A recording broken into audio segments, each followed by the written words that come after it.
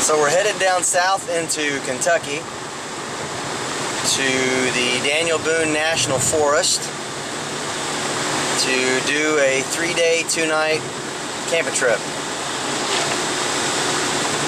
The weather is rainy, it's dark and gloomy outside, and it's been in the 40s today, Fahrenheit, but it's going to be dropping down to about 13 tonight, and then a wind chill of about 0, and then it's going to start turning much colder, high in mid-20s, about 25 tomorrow, and then on Saturday it looks like we're going to be getting some snow. So we're going to experience a whole wide range of weather on this trip.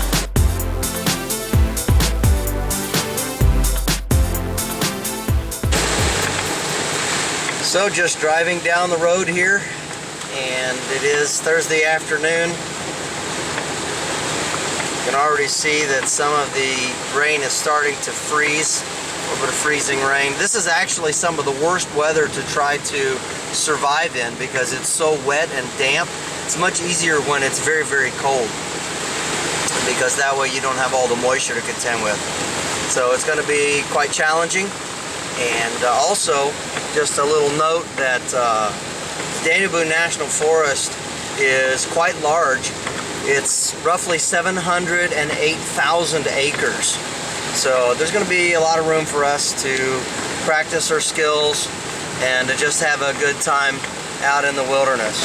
Because of the time of day that we're going to be arriving in the Daniel Boone National Forest, it looks like we're going to have to set up a temporary shelter tonight and get our fire going so we can cook our supper, and then have to put up a more permanent, a little more secure shelter tomorrow. Oh, that's just the way it is. So that's real survival. You don't get to pick your circumstances, your weather, the events that happen, and if you only practice your skills and go out when the weather is suitable to you, then you never really learn anything. So embrace the challenge, make it fun. Well, good morning. It's Friday morning, about 9 a.m. and this is where I spent the night. Just a little bit of rock to keep me out of the rain. I wouldn't call it camping. It's more like just staying sheltered. And it rained and rained and rained last night. But stayed pretty dry here, and for the most part pretty warm. But I will say this is the first time that I have been in a winter camping survival situation that I have not had a fire.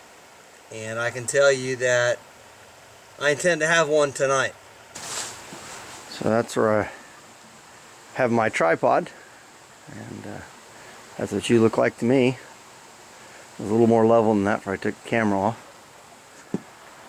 There's my Crawford survival staff and my rain poncho, and then just looking out, this is my view this morning in the Daniel Boone National Forest.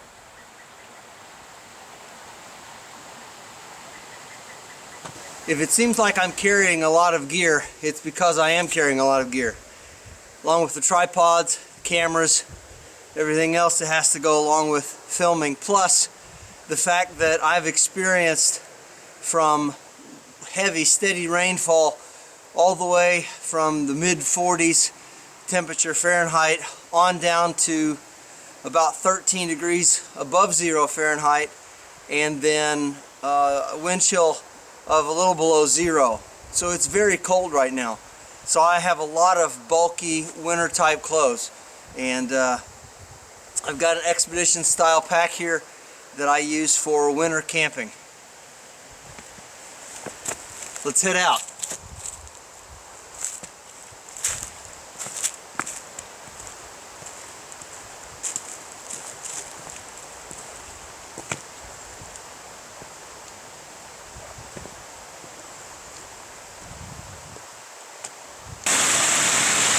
This is a huge spring coming right out of the side of the mountain here, looking up.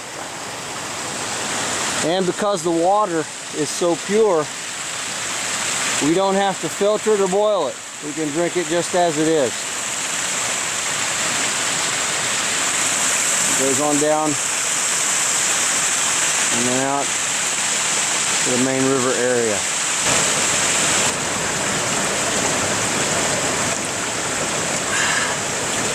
It's cold, but good.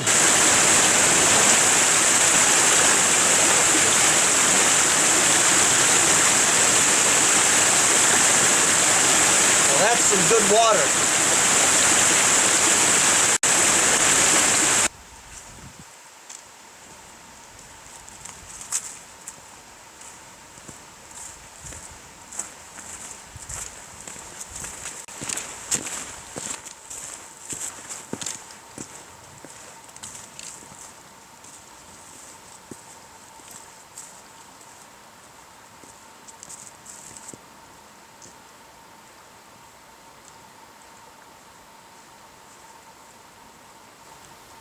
This is one of the more famous arches here in this part of the Daniel Boone National Forest. It's known as Moonshiners Arch. And the story is, I don't know if it's true or not, that during Prohibition days that they actually made moonshine in here. So we'll go up in there and check it out.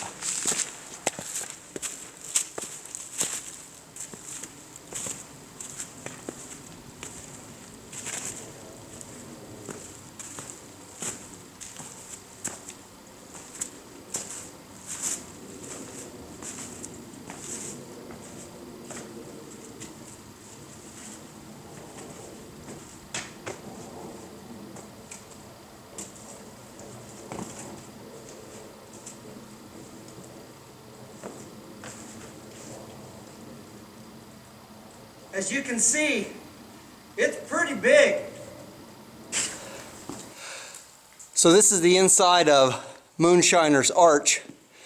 You can kind of see, and then back behind me, entrance, snow, river down there, and right up in that area over there is a hole through the ceiling. Was probably used for the still. And there's another entrance back there behind me. Here's another view of the entrance. It's a very large arch. There's the second entrance. And then over here is this chimney-like hole in the ceiling.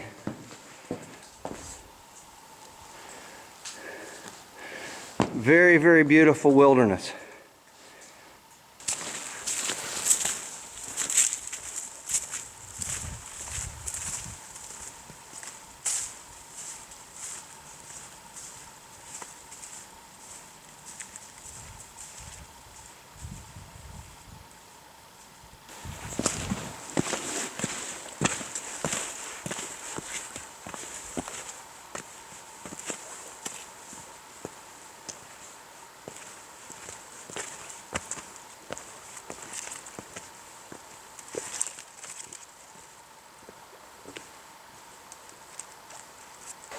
Hiking along the river here, you can see quite a few icicles. Very, very beautiful.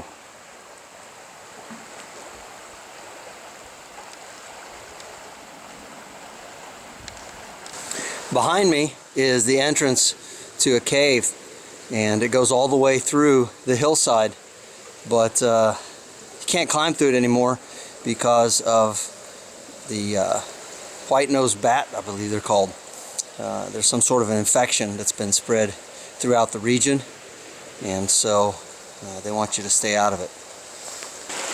This is the entrance to the cave, and like I said, you used to be able to go through this, but now they don't want you to.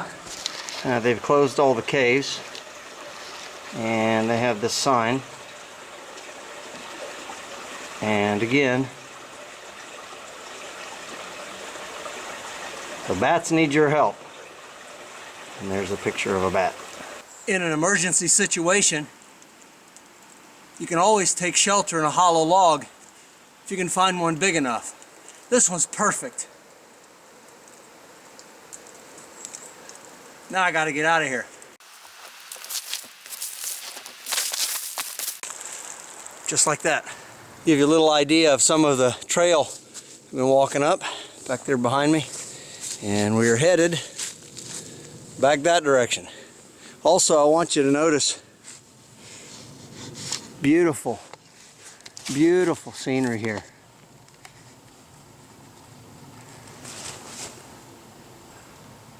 Really high cliffs. It's been snowing off and on all day. Here's one of the things I wanted to show you. It's an ice mound, and it comes from way up there. There's a little stream, a creek that comes over the edge and falls down.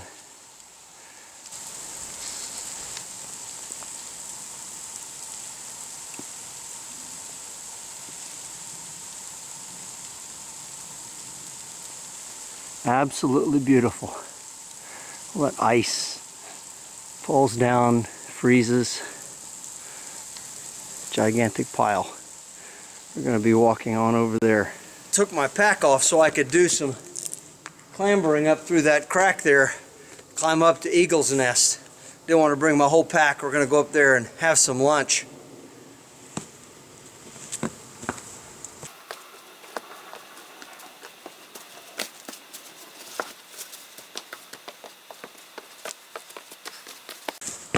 Well, that was fun.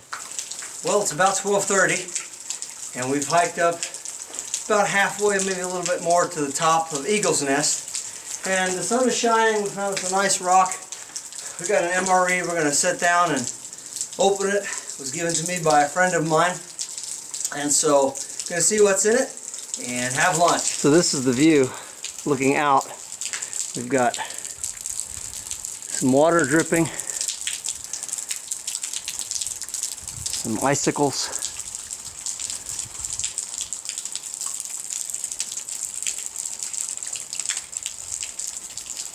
Got some clouds coming in. Looks like possibly more snow. Get these gloves off here.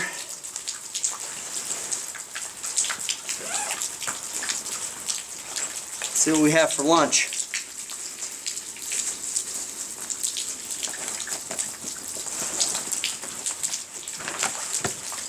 Got our water bottle.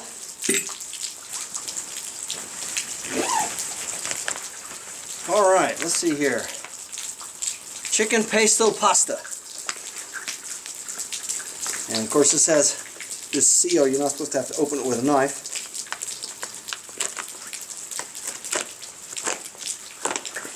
The nice thing about these, besides their long shelf life, is the fact that it's a really heavy-duty plastic bag that you could use for carrying water, and has a really long shelf life. But I will tell you that one of the ways that you can tell if these go bad or not, and I actually had one last night that had some chicken in it, and the chicken had gone bad because the package is supposed to be really tight, like it's shrink wrapped around the food, but this one had started to blow up like a football. So when they get air in them, you know that the food has started to turn and make gases, which causes that package to swell up, and they'll get really puffy. The one I had last night was just a little bit, just starting to turn, but I just didn't eat it. On another note, I normally don't bring these. Sometimes I'll bring one. This time I brought two. It's a good thing I did, because last night, I mean, it was just raining and raining and raining so bad. And I couldn't have a campfire because where I was, you're not allowed to have fires. And I was literally just huddled under a rock shelter like that all night long. And I got my sleeping bag out and got into it, and stayed pretty warm, but no fire. And wintertime got pretty cold. I don't know, it was 13 degrees, I think I said. But anyway, all right, let's open this up and see what's in here. And this is always a little bit like Christmas. or like your birthday when you open this up. You get some really neat stuff. All right, this is the chicken pesto pasta, which we knew that was in there. Here is the chemical heater, which after they get old, they don't always work. Yeah, we have some coffee in here. Very good. And wheat snack bread. That's always nice. Some orange flavored, no fruit juice. A spoon, of course. Let's see here. Cheese spread with bacon. That sounds good. Vanilla pudding dessert powder. Vanilla pudding dessert powder. And applesauce. So, pretty good selection for this MRE. Alright, let's get the water out and pour it in the chemical heater. If you've never used these before, of course these are issued to the military, but there's a little line here and it says do not overfill. You need to make sure that you don't overfill that. You don't want too much water in there or the chemicals won't heat up right.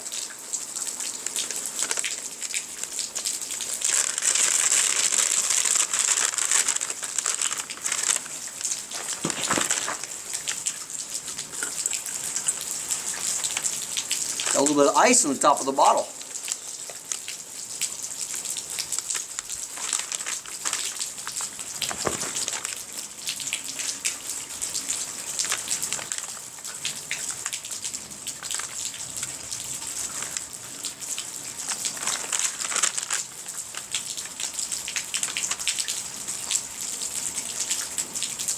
Alright, that's about right. Gonna have to deal with our ice problem here in the bottle when we drink our water. Well, that's just part of surviving in the winter.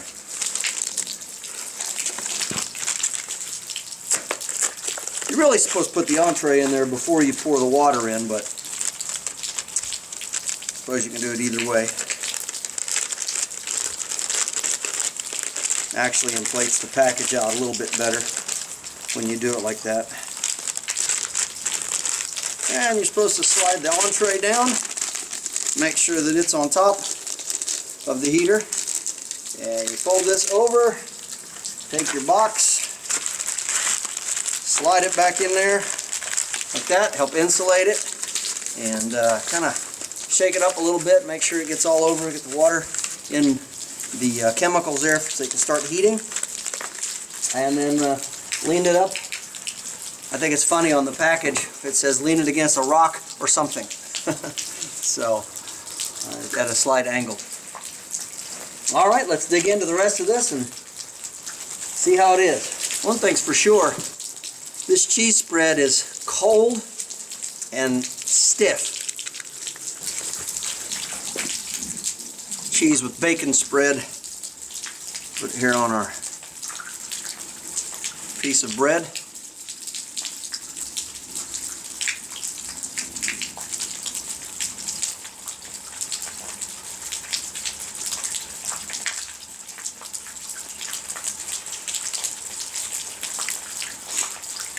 Tastes pretty good. I know some people say they don't like MREs, but I've always found them to be pretty tasty. Now we're into the applesauce. What does it ever taste good? Sugars, carbohydrates, fruity flavor. And when you're out like this, I mean, you don't find apple trees in an environment like this. And one thing to note too about survival, it's a whole lot easier to take food with you than it is to try to find food when you get to where you're going. You know, survival's hard. And I talked to a man who does trapping and snaring for 35 years or so. And he told me that if his life depended on snaring and trapping, at least in our part of the country in southern Ohio, he said he'd starve to death. We read stories about the mountain men and the early settlers, pioneers, and the eastern woodlands where they would go out and they could live off the land. But those days are pretty well long behind us. There's a lot of predators out there, and a lot of the rabbits and squirrels and the small game are kept pretty few in number. And so a wise person will prepare before they go out. And as a matter of fact, the Native Americans, they also took supplies with them when they left. Maybe not a lot, but they often took parched corn and some type of jerky with them. And they made sure that they had basic foodstuffs before they would head out into the wilderness. The idea of going out barehanded with just a knife and a fire starter and you're going to live off the land, that's a pretty unattainable goal these days. So a wise person will be ready and bring food with them. It's the first time I ever had this vanilla dessert powder. I mean, mixed up with 4 ounces of water, it is really, really good. Probably one of the best things I've ever eaten out of an MRE. Well, that was a good meal. It's getting later here. It's almost 1 o'clock, so we've been here about 25 minutes, something like that. So, time to move on. Get on up the mountain and get up to Eagle's Nest. Well, we've reached the top. You can look out over a beautiful, beautiful gorge area. Where I'm standing is a sheer cliff face. Drops off right in front of me, pretty far. This is the little creek. Flows right through here, trickles down and over the edge. And this is what is making that big cone of ice down below. You can see how far we are up. Down there is the river.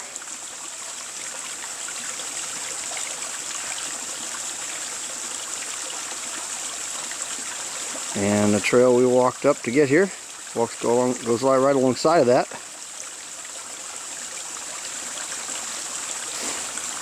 Here's something that's always good to find.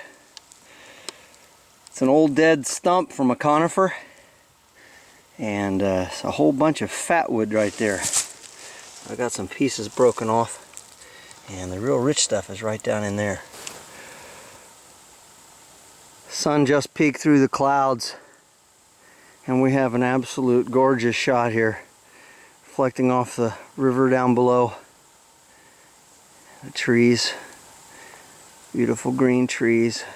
Most of them around here are hemlocks, evergreens.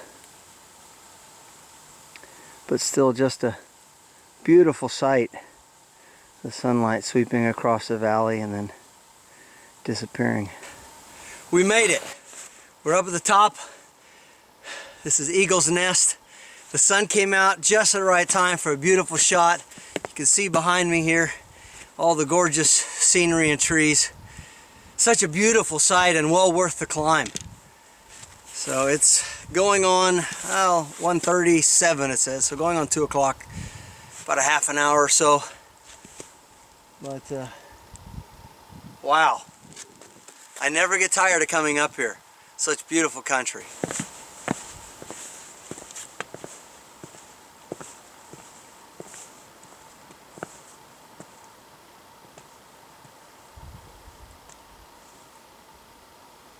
It's a long way down. Woohoo! I'm on the top of the world! Hello! Who are you? I ask you first!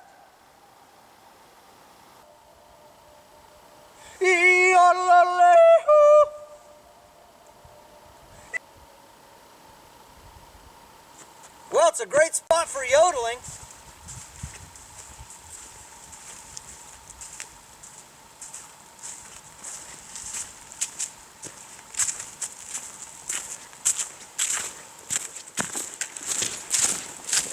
So we found a nice open area here, and we're going to put our shelter up between these two trees. Not going to build a wilderness shelter. This is a national park, and so we don't want to use a whole lot of the wood that's around here. Try to use just the downwood. There is an old burn pit here. Somebody's had a campfire here before, so this is just a really good open area. And let's get started.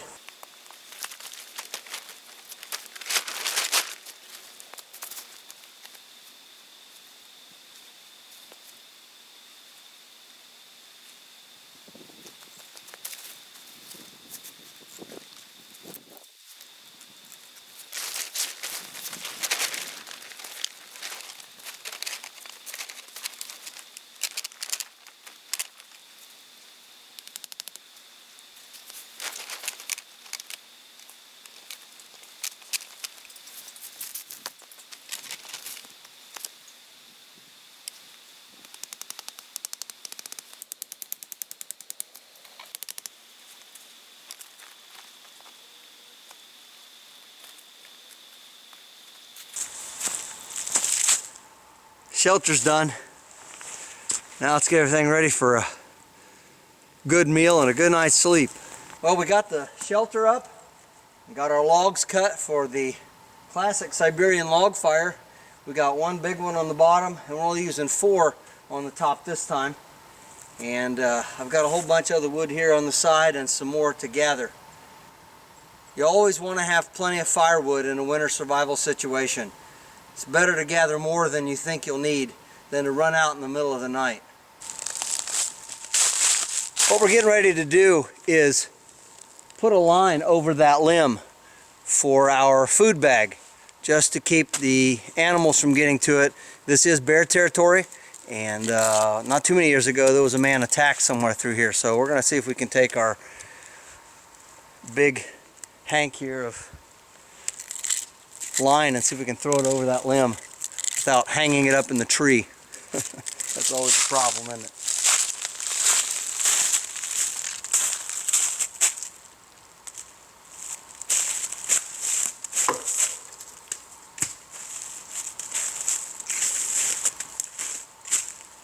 All right, success. Fire is all about preparation, and so I've got my little camping fire kit there, an old black bag. And then I've got really small, tiny twigs, pencil size or smaller. And then the next size up, the next size up, and on up. So there's actually 5 stages here of wood thicknesses. And some people say it's like working up through the gears, you know, 1 through 5 to get my big logs going here. And they're about, I don't know, 6-7 inches in diameter, the bigger ones. And then over here, I've got a bunch of wood just broken up, and then I've got some longer stuff ready to be cut and burned later. Alright, remember that fat wood that we found earlier? Well, we got a pile of it here I scraped. We're going to see if it'll start.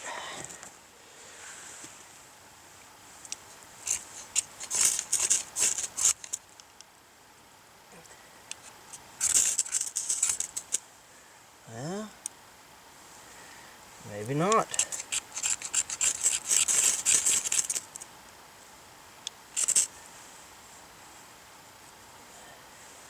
Seems like it wants to.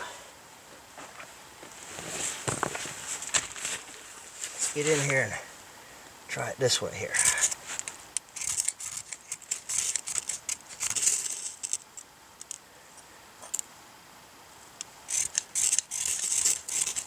It was in the ground, so I'm thinking maybe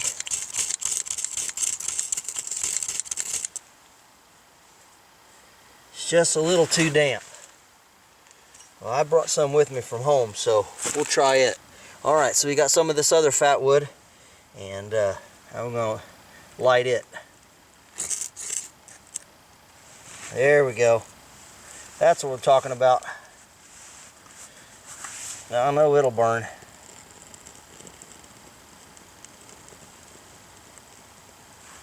Alright.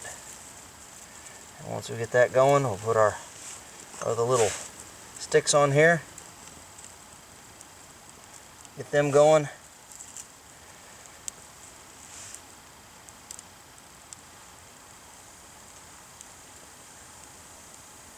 All right, now that other fat wood's starting to catch.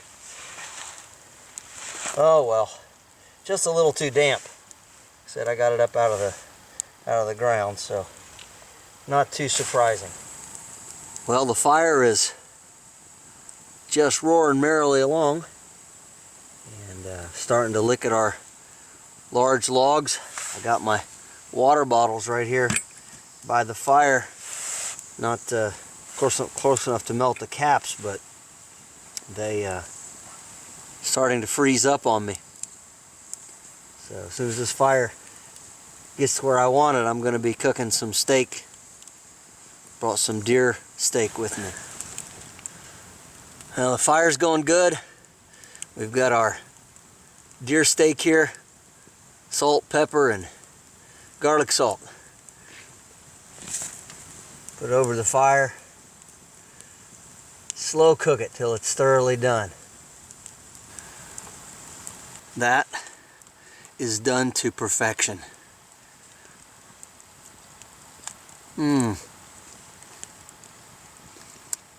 Wow.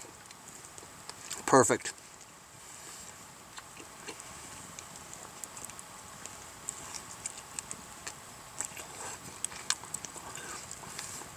Just the way it ought to be done. Venison over an open fire.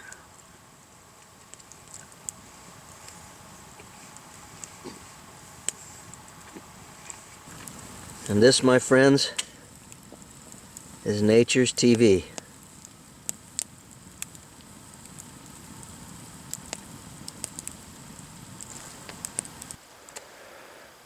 And here's one more night shot of everything before I turn in. Got my Siberian log fire going good. My extra wood over on the side. Got some more logs here to cut if need be. And I put my space blanket on one side and my rubber poncho on the other to block off the corners. And the sleeping bag that I'm using is an old German sleeping bag that has arms in it. It's a cold weather bag. But anyway, things going good. Fire's burning like it's supposed to. Very happy. Well, it's about time to turn in. It's getting late here. Let's see. It's well, it's only 21 minutes after 8, but got to change and hang up the bear bag and wrap up everything for the night.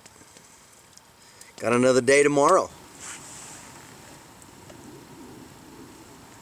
Well, good morning.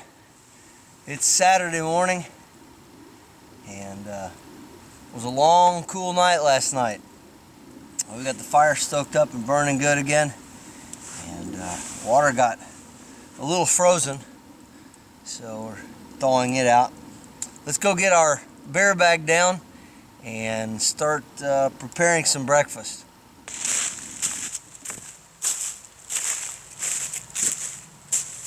Well, our bear bag stayed up all night and nothing bothered it, so that's always good.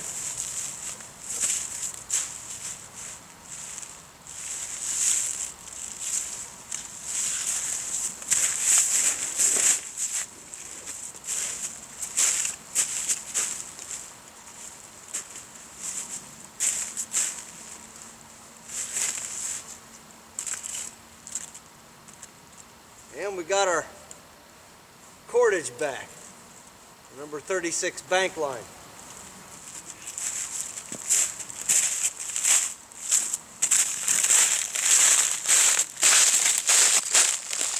It's a little frosty.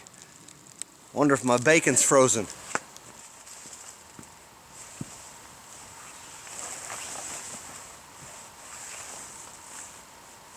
Well, everything is surely cold.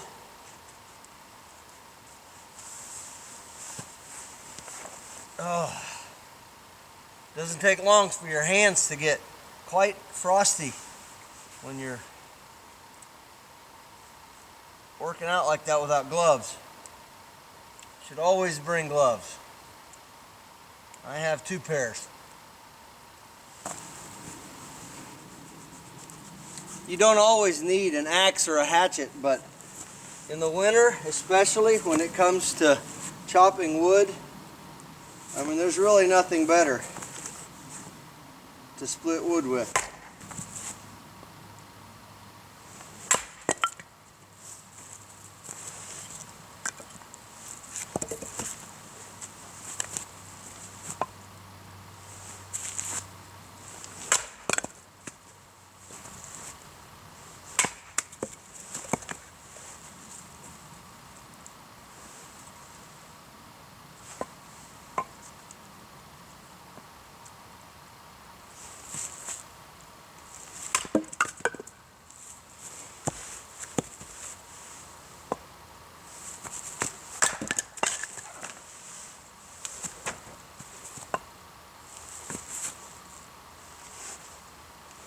Well, it's a little frozen, but it's, I think, soft enough we can cook it. Now, because my pan is so small, I like to divide it into thirds when I cook it, and I find the easiest way is just to cut into the package. Obviously watching your fingers down below, but that seems to work pretty good, and that way gives me a little bit of something to work with, and the bacon doesn't seem to mind too much. Helps to have a good sharp knife. Alright, there's 1/3, and we'll come over here and do the same over here.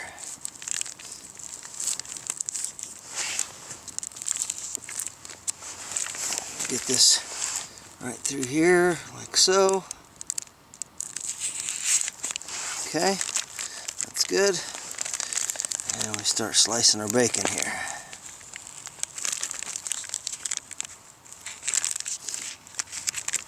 Yeah, looking pretty good.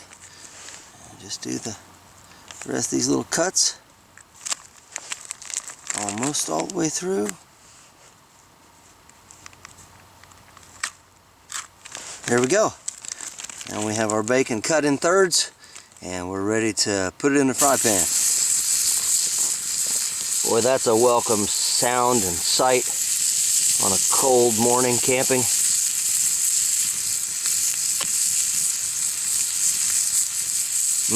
Good.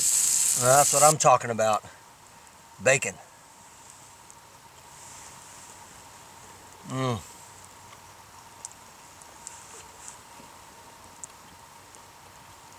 When I get this done, then I'm gonna fry some eggs in the bacon grease.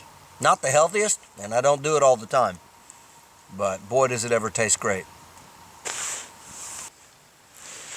Here we have our finished breakfast. A few pieces of bacon. I ate the other ones as they came off of the pan, but a few pieces of bacon and scrambled eggs and bacon grease.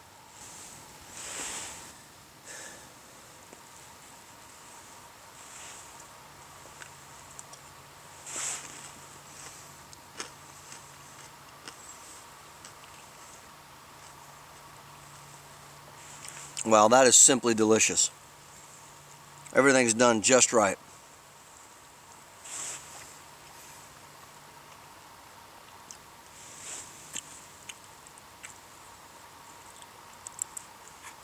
Well, I'm going to finish this and get back with you. Got to pack everything up. We're heading home today. It's been a good trip.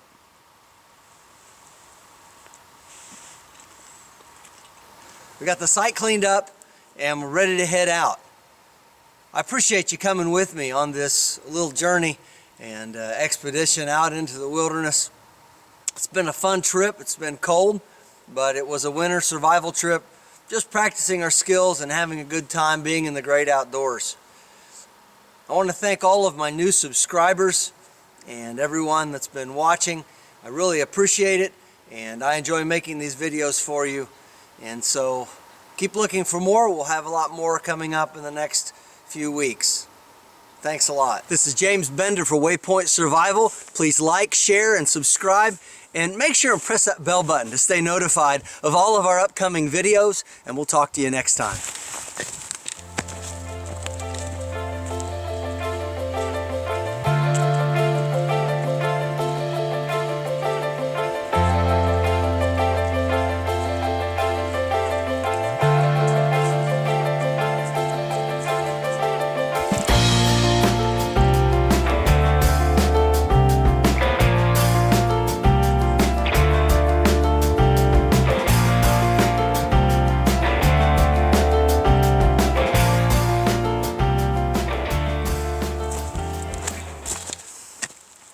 Gotta come back for the camera. Can't leave you guys behind.